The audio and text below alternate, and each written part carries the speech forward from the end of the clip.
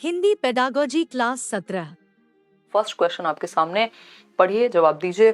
पहला क्वेश्चन क्या है? भाषा शिक्षक के रूप में निम्नलिखित में, आप लोग स्मार्ट हो गए हैं, सही उत्तर देने लग गए हैं। भाषा शिक्षक के रूप में निम्नलिखित में से कौन सी सुधार करने की सर्वश्रेष्ठ तकनीक है? बिल्कुल सिंपल, अगर आपकी सीडीपी थोड़ी ठीक है और आप बच्चे की आप भला सोच पाते हैं, आपके पूरे नंबर पेडागोजी में, हिंदी में, इंग्लिश में, इन सब में आना बहुत ईजी है। ठीक, सर्वश्रेष्ठ तकनीक यानी बेस्ट टेक्निक कौन सी है यदि आप चाहते हैं कि भाषा शिक्षक के रूप में आपके लिए पढ़ाने का सबसे बढ़िया तरीका, मेथड। पहला ऑप्शन है शिक्षार्थी को बोलने के समय ही सुधार देना। देखिए, सबसे ज्यादा जरूरी होता है जब हम लैंग्वेज की बात करते हैं या वैसे भी पेडागोजिकली भी, कि हम बच्चे को अभिव्यक्ति की आजादी दें, है ना, एक्सप्रेस कर पाए, वो फ्रीडम टू एक्सप्रेस हिमसेल्फ और हरसेल्फ। ठीक, अभिव्यक्ति की आजादी यानी अभिव्यक्त करने दें बच्चे को, हम एक्सप्रेस करने दें। वो थोड़ा बहुत अगर गलत भाषा में भी, अपनी मातृभाषा में या फिर बोली का भी प्रयोग कर रहा है, स्टैंडर्ड लैंग्वेज का, मानकीकृत भाषा का यूज ना भी कर पाए, तब भी आप उसको पहले बोलने देते हैं। सुधार की बात बाद में आती है, एक्सप्रेस करने देते हैं। तो ये तो सर्वश्रेष्ठ तरीका बिल्कुल भी नहीं हुआ। बी ऑप्शन है सुधार कार्य पूरी कक्षा की गतिविधि के रूप में किया जाना चाहिए ताकि कोई भी शिक्षार्थी त्रुटियों को न दोहराए। मतलब बच्चे को बेइज्जत करो पूरी क्लास के सामने, जो भी गलती की है उसने, और ताकि गलती दोबारा ना हो। देखो, गलतियां होना प्रॉब्लम नहीं है पेडागोजी में, गलतियां होना सीखने और सिखाने का हिस्सा है, अभिन्न अंग है। उनसे सीखना जरूरी है, ये नहीं है कि गलती होनी ही नहीं चाहिए, दोबारा नहीं दोहरानी चाहिए। डंडे वाला मास्टर यहां नहीं बनना है या मास्टर नहीं। सी ऑप्शन है शिक्षार्थियों को की त्रुटियों को कभी भी सुधारने की आवश्यकता नहीं है। अब ये कहना भी गलत होगा कि कभी भी सुधारने की आवश्यकता नहीं है, वो कभी ना कभी तो उस पर काम किया जाएगा। अगर हम ठीक नहीं करेंगे तो फिर वो हमेशा के लिए हो जाएंगी। डी ऑप्शन है शिक्षक त्रुटियों का विश्लेषण करे यानी एनालाइज करें। ये हम सीडीपी में भी कई क्वेश्चन इस तरह के कर चुके हैं, बाल विकास में भी, जहां हम ये कहते हैं, क्वेश्चन में खुद पूछा जाता है कि क्यों जरूरी है एरर्स को एनालाइज करना। तो एरर्स को एनालाइज करना, भाई फेल हुए तो क्यों हुए, सारे सब्जेक्ट उठा के देख रहे हैं कहां गड़बड़ रही, कहां स्कोर कम रहा, किस टॉपिक को समझने में दिक्कत रही। ठीक, तो शिक्षक त्रुटियों का क्या करे, विश्लेषण करे, एनालिसिस करे और उनके पैटर्न को पहचानने, यानी एक तरह की किस पैटर्न पे गलतियां हो रही है, यानी किन टॉपिक्स में बच्चे को दिक्कत आ रही है, ठीक, को पहचानने के पश्चात पुनः पढ़ाए तथा शिक्षार्थियों को उन त्रुटियों के बारे में स्पष्ट करे। ये बात बिल्कुल सही है, कंप्लीट आंसर है। पुराने समय में एक बात होती थी कि भैया अगर आपको पेडागोजी में सही उत्तर पहचानना है तो जब सबसे बड़ा लगे उसको आंसर मार्क कर दो। हालांकि ये बात बिल्कुल भी सही नहीं है, कुछ हद तक सही कह सकते हैं, क्योंकि आज की डेट में सारे क्वेश्चंस लेंदी होते हैं और जरूरी नहीं है जो बड़ा है वही सही है, बट वो यहाँ बात लागू होती है कुछ % केस में। ठीक, तो हम यहाँ पे क्या समझे कि शिक्षक त्रुटियों का विश्लेषण करे, यानी एक तो एनालाइज करना जो भी गैप है, यही तो डायग्नोस्टिक टीचिंग है ना। डायग्नोस्टिक मतलब डायग्नोज करना, उपचारात्मक अधिगम, कि आप पता करें, है ना, निदानात्मक अधिगम कहते हैं, मतलब आप निदान करें, प्रॉब्लम का पता लगाएं, एनालाइज करें और फिर पुनः पढ़ाना, यानी रेमेडियल टीचिंग, रीटीच करें फिर उस चीज को। तो ये जरूरी है, ये कंप्लीट आंसर है, D option is the right answer. Question number, श्रव्य भाषावाद मतलब क्या हुआ? ऑडियो लिंगुअल मेथड या ऑडियो लिंग्विस्टिक्स। ऑडियो लिंग्विस्टिक्स क्या है भाई? कि भाषा को ऑडियो के माध्यम से सीख रहे हैं आप, ठीक, या ऑडियो लिंगुअल मेथड भी एक मेथड होता है जिसमें सुन करके बच्चा सीखेगा चीजें। अब ये रेडियो हो सकता है, अब ये कोई और ऐसी श्रव्य सामग्री हो सकती है। पहला ऑप्शन है, यानी श्रव्य भाषावाद किस पे फोकस करेगा? भाषा को वास्तविक जीवन के संदर्भ में सिखाने में, दोहराव तथा अभ्यास की आदत डालने में, लक्ष्य भाषा का प्रयोग करने तथा मातृभाषा के प्रयोग का निषेध करने में। ऐसा नहीं है, लक्ष्य भाषा होती है टारगेट लैंग्वेज, कि आप इंग्लिश आपके लिए स्कूल में टारगेट लैंग्वेज हो सकती है जिसको आप सीखने जा रहे हैं, मातृभाषा जो आप घर से सीख के जा रहे हैं। तो मातृभाषा के प्रयोग का निषेध की बात ये नहीं करता, वो डायरेक्ट मेथड है, जिसको हम डायरेक्ट को क्या कहते हैं, प्रत्यक्ष विधि, वो कहती है ऐसा कि मातृभाषा का प्रयोग मत कराओ। ठीक, लक्ष्य भाषा से अनुवाद करने में, ये ग्रामर ट्रांसलेशन मेथड यानी व्याकरण अनुवाद विधि कहती है, ये डी ऑप्शन। और सी ऑप्शन जो है वो किसके बारे में है? वो आपके लक्ष्य जो भी प्रत्यक्ष विधि के बारे में है, यानी डायरेक्ट मेथड ऑफ टीचिंग के बारे में है। इन दोनों को हटा देंगे। ऑडियो लिंगुअल मेथड की बात हो रही है, तो संदर्भ में और बिना संदर्भ जाए तेल लेने, यहाँ पे सबसे ज्यादा फोकस रहता है बच्चा सुन करके सीख पाए, समझ पाए, अभ्यास हो जाए उसको। दोहराव तथा अभ्यास की आदत डालना, बार बार आप सुन रहे हैं A for apple, B for ball, तो क्या होगा, आप दोहराव की आदत हो जाएगी, अभ्यास हो जाएगा उस चीज का। ठीक है, कोई दिक्कत नहीं। सीटेट के बैच में आज भी क्लास हुई है चित्ररंजन, आपने शायद अटेंड नहीं की है, 7:30 मेरी क्लास उसमें थर्सडे फ्राइडे होती है सीटेट वाले बैच में, क्योंकि सीटेट का सिलेबस आसानी से खत्म हो जाता है, बहुत अच्छे से डिटेल में हमने समझा है। अदरवाइज बाकी टीचर्स की आपकी 6 क्लासेस चलती हैं, 6 से लेकर 8 तक क्लासेस होती हैं, तो आप शायद अटेंड नहीं कर पा रहे हैं। B option is the right answer. आगे बढ़ेंगे क्वेश्चन नंबर 3। क्या कहता है भाई क्वेश्चन नंबर 3, समझेंगे।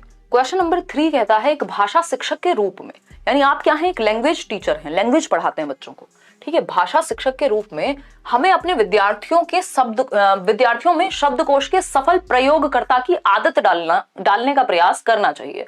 यानी हम चाहें कि बच्चा सक्सेसफुली डिक्शनरी का यूज कर पाए, शब्दकोश बोले तो डिक्शनरी, कि वो वर्ड मीनिंग वहां से देख के, उनका कॉन्टेक्स्ट समझ के सारी चीजें देख पाए, ठीक है। डालने का प्रयास करना चाहिए। निम्नलिखित में से कौन सा तरीका शब्दकोश के प्रयोग को प्रोत्साहित करने के लिए सही नहीं है, यानी डिक्शनरी का जो यूज ऑफ डिक्शनरी है उसको एनकरेज करने के लिए सही नहीं है, यानी कौन सा तरीका डिस्करेज करेगा डिक्शनरी के प्रयोग को, यानी बच्चा सक्सेसफुली डिक्शनरी को, शब्दकोश को यूज कर पाए, उसमें बाधा कौन बनेगा। नॉट लिखा हुआ है, हिंदी पेडागोजी है, इंग्लिश में कैसे ट्रांसलेट करके दें आपको, है ना, ठीक, टेंशन नहीं लेनी है। डी ऑप्शन देखिए एक बार, आप लोग कह रहे हैं कितने, 40% लोग। चलिए देखते हैं। वाक्य के भाग ढूंढना, यानी सेंटेंस के पार्ट्स आप ढूंढ रहे हैं और उसमें से सर्च कर करके या डिक्शनरी का प्रयोग कर करके पता कर रहे हैं, ये बात तो ठीक है, लेकिन हमें नहीं पूछा है। संदर्भ में उपयुक्त अर्थ चुनना, यानी जो कॉन्टेक्स्ट के अकॉर्डिंग सही बात है। मान लीजिए कोई शब्द, सेम शब्द अलग अलग कॉन्टेक्स्ट में, संदर्भ में अलग अलग तरह से मीनिंग रखता है, ये बात हमें पता है, ठीक है। शब्द की वर्तनी जानना, यानी जब बच्चे को स्पेलिंग चेक करनी होगी तब वो डिक्शनरी का यूज करेगा। ये तीनों ही चीजें डिक्शनरी के यूज को प्रमोट करती हैं, पॉजिटिव हैं। लेकिन प्रत्येक नए शब्द के लिए शिक्षक से पूछना, अगर बच्चे में आदत ये डल जाएगी कि हर एक नया शब्द जैसे ही आया वो टीचर से पूछने लगता है मीनिंग, तो वो खुद से डिक्शनरी का यूज या शब्दकोश का प्रयोग नहीं करेगा। ये हतोत्साहित करता है। जब आप इस चीज को प्रोत्साहित करेंगे कि टीचर से पूछ लो तुरंत जैसे ही कोई भी नया शब्द आए, पहले आप खुद कोशिश करते हैं, खुद से एक्टिव होकर के बच्चा वर्तनी जानेगा या शब्दकोश उठा करके लाएगा, उसमें ढूंढेगा। इससे आपकी सेल्फ लर्निंग, इंडिपेंडेंट लर्निंग, स्वतंत्र रूप से सीखने की चाह बढ़ती है बच्चे में। तो D option is the right answer. नहीं तो हमेशा तो टीचर तैयार नहीं होगा, मतलब आपके आसपास ही हो, तो आपको सेल्फ लर्निंग भी आनी चाहिए। D option is the right answer. Question number 4 देखिएगा एक बार, ये क्या कहता है। क्वेश्चन नंबर 4 कहता है निम्नलिखित में से कौन सा एक प्रामाणिक श्रवण का उदाहरण है। प्रामाणिक श्रवण हम बोलते हैं ऑथेंटिक लिसनिंग। ये इंग्लिश में भी एक क्वेश्चन आता है इस पे और हिंदी में भी। हिंदी और इंग्लिश की पेडागोजी या किसी भी लैंग्वेज की पेडागोजी कोई खास अलग नहीं है, लगभग सेम ही है। ऑथेंटिक, बस मीडियम चेंज हो जाएगा। ऑथेंटिक लिसनिंग बोलते हैं इसको। ऑथेंटिक लिसनिंग बोले तो जो चीजें रियल लाइफ या प्रमाणिक हो, कुछ प्रमाण उनका कुछ हद तक संभव हो। अब ये न्यूज आर्टिकल्स हो सकते हैं, और क्या हो सकता है, और भी कुछ इस तरह की चीजें हो सकती हैं। नहीं तो फिर आपको आइडिया मिल जाएगा, आप जवाब हिंट मिल जाएगा, आप चीटिंग कर लेंगे। सस्वर पठन, सस्वर पठन होता है सुर लय ताल के साथ। जब आप कोई कविता गा रहे हैं या पढ़ रहे हैं कोई और इस तरह के लय के साथ, सुर के साथ, ताल के साथ, तो सस्वर पाठन जरूरी नहीं है कि एक ऑथेंटिक मटेरियल होगा। ऐसी कोई काल्पनिक कविता हो सकती है, तो इसको ऑथेंटिक हम नहीं कहेंगे। कहानी सुनना, कोई भी कहानी इमेजिनरी, कल्पनाशीलता वाली हो सकती है, जरूरी नहीं है वो फैक्ट ही हो या ऑथेंटिक ही हो, रियल लाइफ से जुड़ी हुई ही हो, जरूरी नहीं है। गीत गाना, गीत गाना भी अपने आप में कल्पनाशील एक्टिविटी ज्यादा है। ऑथेंटिक लिसनिंग में या तो हम कोई न्यूज आइटम की बात करते हैं या फिर रेडियो पर कोई प्रसारण भी इसका उदाहरण हो सकता है। अब अगेन ऐसा नहीं है कि रेडियो पर जितने भी प्रसारण हो रहे हैं वो सब ऑथेंटिक हैं, बट हाँ, इन सब में से रेडियो प्रसारण एकमात्र ऐसा सही उत्तर है जहां पर ऑथेंटिक लिसनिंग के चांसेस ज्यादा हैं, ऑथेंटिक चीजें आपको ज्यादा मिलेंगी। ठीक, तो ऑथेंटिक लिसनिंग का जो एग्जांपल है वो यहाँ रेडियो प्रसारण है। बाकी न्यूज आर्टिकल वगैरह भी ऑथेंटिक मटेरियल्स में आते हैं। C option is the right answer. Question number 5 पर चलेंगे, पढ़िएगा। भाषा शिक्षक के रूप में हमें व्याकरण का डैश ज्ञान होना चाहिए। मतलब जब आप एक लैंग्वेज टीचर हैं तो आपको व्याकरण का कैसा ज्ञान होना चाहिए, ये पूछा है हमसे सिंपल भाषा में। बताइएगा, हल्का सा इसको जूम आउट कर देते हैं। देखिए, जूम आउट किया हमने। भाषा शिक्षक के रूप में हमें व्याकरण का डैश ज्ञान होना चाहिए। अव्यक्त तथा व्यक्त, यानी जो व्यक्त किया जा सके, एक्सप्रेस किया जा सके, और जो व्यक्त ना किया जा सके, दोनों तरह का। चलिए, पॉजिटिव है। सुस्पष्ट, ये भी बुरा नहीं है, लेकिन हमें क्या चाहिए, बेस्ट ऑप्शन चाहिए 4 ऑप्शंस में से। अव्यक्त तथा सुस्पष्ट दोनों, ये थोड़ा बेटर लग रहा है। विस्तृत ज्ञान हो, ठीक है, ये भी अच्छा है। तो ये देख रहे हो, पेडागोजी का यही खेल है, 4 ऑप्शन सही हैं। कोई भी ऐसा ऑप्शन नहीं है जो नेगेटिव हो या जिसको हम सिरे से नकार दें, बट हमें क्या चाहिए, बेस्ट ऑप्शन, है ना। यहाँ वर और वधू की तलाश चल रही है, ये याद कर लेना। मतलब जब आप ऑप्शंस में सेलेक्ट करते हैं पेडागोजी में स्पेशली, तो बेस्ट जो आपके अनुसार बेस्ट हो। अब यहाँ पे इनके अनुसार भी चलना पड़ेगा, जो बच्चे के लिए बेस्ट हो, ठीक है। बाकी सब में जो कॉम्प्रिहेंसिव हो, या तो बाकी ऑप्शंस को अपने अंदर समाहित करता हो या फिर उन सब में क्लियरली बेस्ट हो। ठीक है, तो ये अव्यक्त तथा सुस्पष्ट दोनों, यानी जो इम्प्लिसिट है, जो व्यक्त नहीं किया जा सकता वो भी, और जो मतलब जो मीनिंग जो है छिपा हुआ है, हिडन मीनिंग है वो भी, और सुस्पष्ट यानी क्लियर भी होनी चाहिए। जो नॉलेज है वो सुस्पष्ट भी हो, और अव्यक्त जो बातें डायरेक्टली कही जा रही है वो भी समझ ले टीचर, और इनडायरेक्ट वाली तो समझ ले। तो सुस्पष्ट में तो डायरेक्टली व्यक्त अपने आप आ जाएगा, तो इसलिए इस ए से ऑप्शन ज्यादा बेटर है सी। तो सही उत्तर क्या हुआ? सी ऑप्शन, जो कि 54% लोग दे पा रहे हैं। आगे बढ़ेंगे क्वेश्चन नंबर 6 पर। क्वेश्चन नंबर 6 क्या कहता है? देखिए, सीडीपी अगर आप अच्छे से कर लेते हैं, इसीलिए कहा जाता है कि बाकी सब्जेक्ट में उतनी तकलीफ आपको फिर नहीं होती है। खैर, हम सारे ही सब्जेक्ट करेंगे जो भी इंपॉर्टेंट है, जहां पे भी पेडागोजी है। निदानात्मक परीक्षण यानी डायग्नोस्टिक टेस्ट। क्या है ये? Diagnostic test. इंग्लिश में भी यही क्वेश्चन पूछेगा, बस लैंग्वेज चेंज कर देगा, वहां इंग्लिश में पूछ लेगा। ठीक, क्योंकि ज्यादातर टॉपिक्स जो हैं वो कॉमन है। समझ पा रहे हैं हम लोग? बहुत बढ़िया। तो डायग्नोस्टिक परीक्षण यानी निदानात्मक परीक्षण निदान के लिए होता है। जब आपको बुखार हो तो आप टेस्ट कराने जाते हैं एक लेबोरेटरी में, या जिनको हम डायग्नोस्टिक लैब्स बोलते हैं, कि भाई 4 दिन से बुखार है, उतर नहीं रहा, नॉर्मल दवाई से पता करेंगे क्या हुआ है, मलेरिया है क्या है, तो वो ब्लड निकालेंगे, आपका टेस्ट करेंगे, डायग्नोस करेंगे कि प्रॉब्लम आपको है क्या, उस हिसाब से फिर रेमेडी दी जाएगी यानी दवाई दी जाएगी। ऐसे ही टीचिंग में होता है, पहले आप प्रॉब्लम का पता लगाते हैं निदानात्मक परीक्षण से। आपने एक टेस्ट लिया बच्चे का, अब आप जान रहे हैं कि उसको प्रॉब्लम आखिर है कहां पर, गैप कहां है, फिर उसके बाद आप रेमेडियल टीचिंग देते हैं, जिसको हम उपचारात्मक शिक्षण कहते हैं। तो डायग्नोज करने के बाद हमेशा रेमेडियल टीचिंग हमेशा डायग्नोस्टिक के बाद दी जाएगी, ये बात हमें याद रखनी है। क्वेश्चन इस पे 100% आता है, और सिर्फ यहाँ हिंदी या इंग्लिश या सीडीपी में नहीं, मैथ्स, पेडागोजी, ईवीएस सब जगह आता है। उपचारात्मक शिक्षण जो है वो निदान के बाद दिया जाएगा। ठीक, ये बेसिक कॉन्सेप्ट है जो हमें पता होना चाहिए। ठीक, शिक्षण अधिगम के समय और अंतराल पर, यानी निदानात्मक परीक्षण की जो सफलता है वो इस पे निर्भर करेगी कि कितनी देर सीखा गया। देर पे नहीं, जितना भी सीखा गया वो किस हद तक सही है, कमी कहां है, ये ड्यूरेशन के बारे में बिल्कुल नहीं है। व्याकरण के नियमों पर, सिर्फ व्याकरण पढ़ते हैं क्या हम? जी नहीं, संदर्भ में वो भाषा को सीख पाया कि नहीं सीख पाया। फिर है सी ऑप्शन, निदानात्मक शिक्षण तथा सामग्री पर, यानी जो रेमेडियल टीचिंग हुई है और उसमें क्या मटीरियल यूज किया है। मे बी मटेरियल कोई भी वैसे यूज हुआ हो, बट रेमेडियल टीचिंग ठीक होनी चाहिए। फिर भी ये इतना नेगेटिव नहीं है जितने बाकी के 2 ऑप्शन नेगेटिव हैं। चलो इसको रख लेते हैं डाउट में, क्योंकि 2 ऑप्शन में जनरली डाउट आ ही जाता है पेडागोजी में। डी ऑप्शन है, अधिगम में पिछड़ने के कारणों को पहचानने पर। डायग्नोस का मतलब ही है आप गैप समझ पाए, कमी रह कहां गई, उसके बाद उसको सुधरवाएंगे। तो अधिगम में पिछड़ने के कारणों को पहचानने पर, इससे ज्यादा बेहतर है ये कि सबसे ज्यादा जरूरी है कि हम कारण पहचान पाएं। हम डायग्नोस जो कर रहे हैं, निदानात्मक परीक्षण ले ही इसलिए रहे हैं कि हम समझ पाएं कि कमी रह कहां गई है, क्या कारण है उसके पीछे, गैप को फिर हम फुलफिल कर पाएंगे। D option is the right answer. आगे बढ़ेंगे, क्वेश्चन नंबर 7 देखिएगा। क्वेश्चन नंबर 7 क्या कहता है भाई? क्वेश्चन नंबर 7 कहता है, एक बच्चा, बच्ची यानी बच्चा या फिर बच्ची विद्यालय में भाषा की कक्षा में अपनी प्रथम भाषा को सीखने में अक्सर समस्या का सामना करते हैं या करता है, क्योंकि, समझिएगा फिर से, एक बच्चा है या बच्ची है, जब वो स्कूल में अपनी ही प्रथम भाषा समझ रहे हैं ना, मातृभाषा उसकी फर्स्ट लैंग्वेज, मान लीजिए हिंदी है, और हिंदी मेरे को घर में मैंने सीख ली, बोलना आता है, मैं 6 साल की उम्र में पहली कक्षा में गई, और लेकिन अब जब मैं स्कूल में हिंदी सीख रही हूँ तो मुझे मुश्किल लग रही है। अदरवाइज तो मैं हिंदी में बातें कर लेती हूँ, बातें समझ लेती हूँ, मूवी देख लेती हूँ, कार्टून देख लेती हूँ, और सारी चीजें सही चल रही है, हिंदी तो मुझे आती है। लेकिन जब आप उसको पढ़ने लगते हैं स्कूल में जाके, तो समस्या का सामना करना पड़ता है। इसका रीजन बताइए। इसका सिंपल रीजन क्या होगा? अपनी भाषा को विद्यालय में सीखना रोचक नहीं है। अब रोचक तो टीचर के ऊपर है, वो मेथड अगर अच्छे होंगे तो रोचक तो बनाया जा सकता है। ऐसा थोड़ी है, कोई फैक्ट थोड़ी है, तथ्य थोड़ी है कि रोचक होगा ही नहीं। अगर टीचर ठीक नहीं है तो रोचक नहीं होगा। ठीक है, खैर बी ऑप्शन है, विद्यालय भाषा घर की भाषा की अपेक्षा अधिक औपचारिक है। बी ऑप्शन 63% लोग सही दे रहे हैं आंसर, जो कि बहुत खुशी की बात है कि विद्यालय भाषा घर की भाषा की अपेक्षा क्या है? औपचारिक है, अधिक फॉर्मल है। अगर हम यहाँ बिल्कुल रोबोट की तरह बातें करेंगे, कभी हंसी मजाक नहीं होगा, है ना, कभी जोक्स नहीं होंगे जो आपके एज ग्रुप को समझ में आते हैं, जिसमें मजा आता हो, तो फिर ये क्लास कैसी हो जाएगी? बहुत औपचारिक हो जाएगी, फॉर्मल हो जाएगी। तो जब हम डेली लाइफ में घर में इस भाषा सीखते हैं तो वो अनौपचारिक होती है, इनफॉर्मल होती है। हमें लगता है अरे ये तो अपना ही बंदा है, अपनी ही बंदी है। मतलब जब हम किसी से मिल रहे हैं, टीचर से, एक वो कंफर्ट की फीलिंग आनी चाहिए।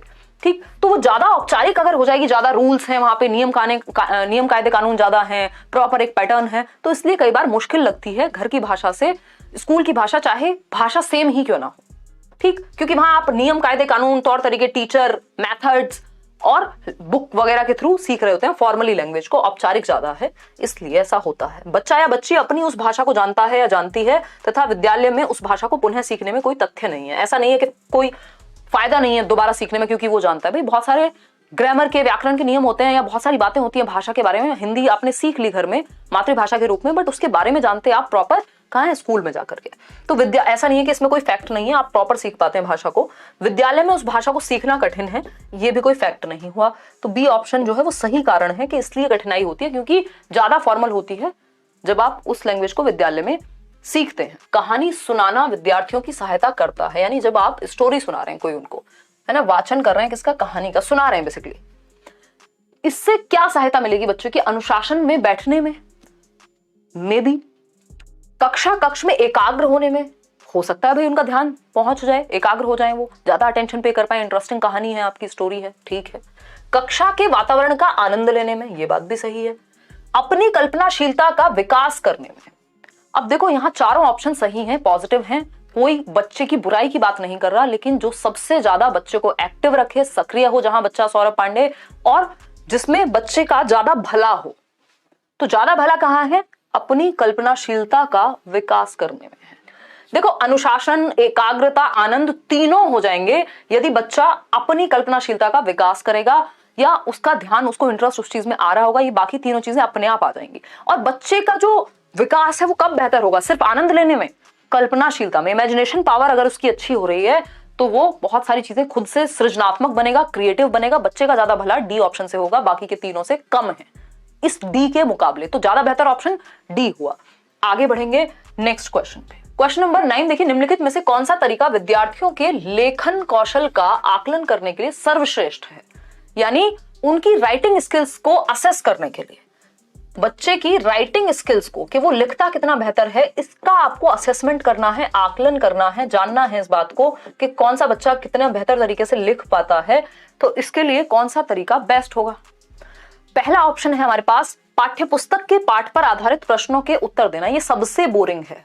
क्या है, सबसे बोरिंग या उबाऊ तरीका है कि जो पाठ्यपुस्तक में पाठ है उसके आधारित आपने प्रश्न पूछ लिए, तो बच्चा लिख देगा रट्टे लगा करके जो आपने लिखवाया होगा, इसमें कोई भी अभिव्यक्ति शामिल नहीं हुई बच्चे की, है ना। श्रुत लेख आप समझते हैं, वो जो इमला बोला जाता था, डिक्टेशन जिसको कहते हैं, तो डिक्टेशन में भी जो आपने बोला होगा वो डिक्टेट करके लिख देगा, ठीक है, चलो कुछ हद तक पता तो लगेगा यहाँ पे भी, लेकिन ये बेस्ट ऑप्शन नहीं लग रहे।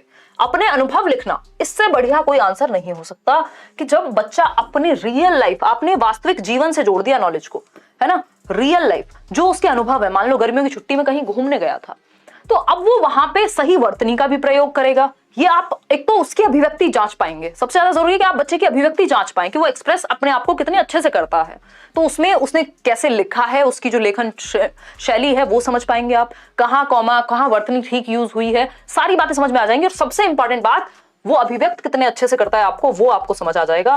तो सबसे महत्वपूर्ण जो काम है यहाँ, सर्वश्रेष्ठ जो तरीका है वो है आपने बच्चे के वास्तविक जीवन से जोड़ दिया उसको। जब आप सबसे ज्यादा सक्रिय बच्चा सी ऑप्शन में है, एक्टिव सी ऑप्शन में है कि अपने अनुभव को लिखेगा वो। सुलेख प्रतियोगिता तो फिर सिर्फ सुंदर सुंदर लिखना भाषा का ज्ञान नहीं होता, जहां वो भाषा की समझ भी विकसित करे। तो C option is the right answer. Question number 10 देखिएगा, आरंभ में पृथक उदाहरण के माध्यम से नियम समझाकर बार बार नियमों का अभ्यास कराना। ध्यान से पढ़िएगा, आरंभ में यानी शुरुआत में, स्टार्टिंग में पृथक उदाहरण यानी अलग से क्या दे दिया, एग्जाम्पल दे दिया, ठीक, स्पेसिफिक कोई एग्जाम्पल दिया, नियम समझा रहे हैं एग्जाम्पल देने के बाद। समझ गए होंगे आप, एग्जाम्पल टू रूल, कौन सा नियम है ये, एग्जाम्पल टू रूल, लेकिन ये पृथक एग्जाम्पल है, यानी ये ऐसा नहीं है कि जो जुड़ा हुआ हो। बताइएगा, आरंभ में पृथक उदाहरण के माध्यम से नियम समझाकर बार बार नियमों का अभ्यास कराना। देखो ना, इसको ठीक से समझना है, ये एग्जाम्पल टू रूल भी नहीं कहा इन्होंने, बार बार नियमों का अभ्यास कराना। फोकस किस पे है, नियम पे है, यहां स्टोरी पे नहीं है ना। तो ये स्टोरी पे नहीं है, इसलिए इंडक्टिव नहीं होगा। पृथक उदाहरण मतलब अलग थलग, इंडक्टिव में क्या होता है, आप जोड़ते हैं, पृथक नहीं देते वहां, ठीक, और नियमों का ही फोकस करा रहा है, नियम पे ही फोकस है। यानी बार बार आपने क्या कहा, a प्लस बी का होल स्क्वायर ये होता है, और फिर इससे रिलेटेड जितने भी क्वेश्चंस थे वो करा दिए। तो ये डिडक्टिव मेथड हुआ, इंडक्टिव नहीं। तो संदर्भ में तो ये नहीं है, ना व्याकरण की यहाँ कोई बात हो रही है, संदर्भ में तो नहीं है। संदर्भ में व्याकरण का मतलब जब कोई कहानी कविता पढ़ रहे हैं उसी से रिलेटेड आपने कुछ व्याकरण के नियम बता दिए। यहाँ ऐसा नहीं हुआ, कोई एग्जाम्पल उठाया, नियम बता दिया और फिर प्रैक्टिस करवाई। यानी रूल टू एग्जाम्पल गए कहीं ना कहीं। अगर इसकी पूरी बात को, इसके सेंस को समझें तो शुरुआत में पढ़ के मुझे भी ऐसा ही लग रहा था जैसे एग्जाम्पल टू रूल जा रहे हो, ऐसा हुआ नहीं है। निगमन उपागम की विशेषता है, यानी डिडक्टिव मेथड की विशेषता है। इंडक्टिव में एग्जाम्पल दिया जाता है, कहानी से जोड़ा जाता है, फिर रूल तक जाते हैं। और यहाँ क्या बात हो रही है, यहाँ सीधा नियम पे फोकस है, बार बार प्रैक्टिस कराने पे। तो नियम पे फोकस जहां होगा वो डिडक्टिव है, सीमा नहीं है, विशेषता है ये।